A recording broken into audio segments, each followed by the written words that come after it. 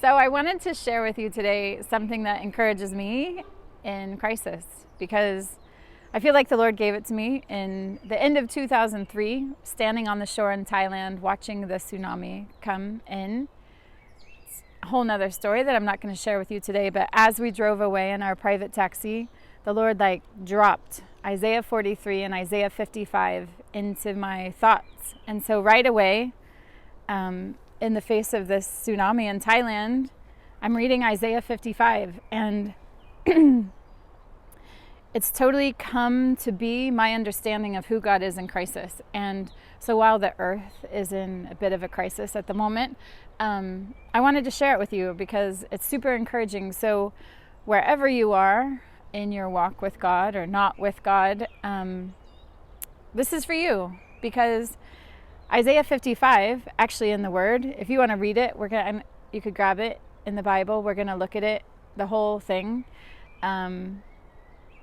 Isaiah 55 is titled The Invitation to the Thirsty. And it begins, it says, "Come, all you who are thirsty, come to the waters. You who have no money, come, buy and eat. Come buy wine and milk, without money and without cost. Why spend your money on what is not bread, and your labor on what can never satisfy? Listen to me, and eat what is good, and your soul will delight in the richest of fare. Give ear and come to me. Hear me, that your soul may live. I will make an everlasting covenant with you, my faithful love promised to David." You know, all of us have had crisis in our lives, and all of us are finding ourselves in the middle of one now. And I just feel like crisis is this invitation. It's this invitation to encounter God. He says, "I'm here. Just come to me. Just come. You who have nothing, come to me, and your soul will delight in the richest of fare." And so if you keep reading, verse 6, it says, "Seek the Lord while he may be found. Call on him while he is near. Let the wicked forsake his way, and the evil man his thoughts. Let him turn to the Lord, and he will have mercy on him, and to our God, for he will freely pardon." You know, every place of need that we have, whatever your need is right now, it's an invitation to encounter God in that place, because he loves to show up. He loves to reveal himself. He's with you all the time. And so whatever that need is, I just encourage you to turn to him, because he will be found and he wants to show up. And, you know, so many people in the midst of crisis, they're like, where is God and what's happening? And it's really difficult to understand. You know, people are like, why and how could this happen? But verse 8, it goes on, it says, "For my thoughts are not your thoughts, declares the Lord, and neither are your ways my ways," he says. "As the heavens are higher than the earth, so are my ways higher than your ways, and my thoughts are that much higher than your thoughts." So we can never understand. It's not like we'll be able to understand what's happening, but we can take confidence knowing that his thoughts are higher than ours, that his ways are higher than ours.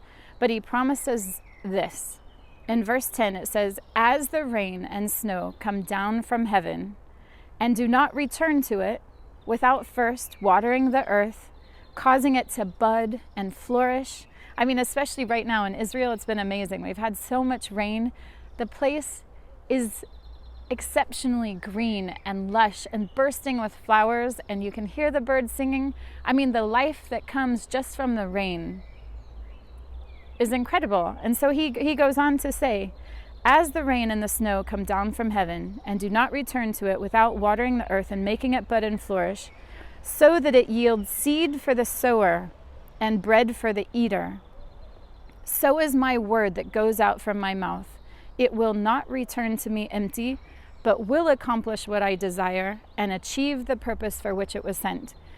And so that whole part, so he talks about the rain coming, and not only does he cause it to bud and flourish and be beautiful and fragrant and amazing, but it yields seed for the sower. So it produces seeds, and then you can sow the seed, and then it produces more fruit, and ultimately it goes even further. It continues to go on. It produces bread for the eater. And I feel like this testimony of what God does in our hearts in the midst of crisis it doesn't just stop with us. Like, so in the middle of crisis, you have this invitation to encounter him, and he shows up and he reveals himself exactly in that place that you needed.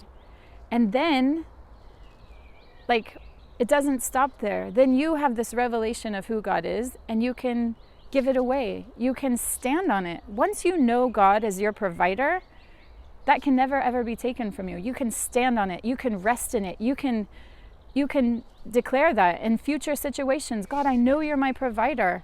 And so whatever your need is, this is an invitation to encounter the Lord in that place.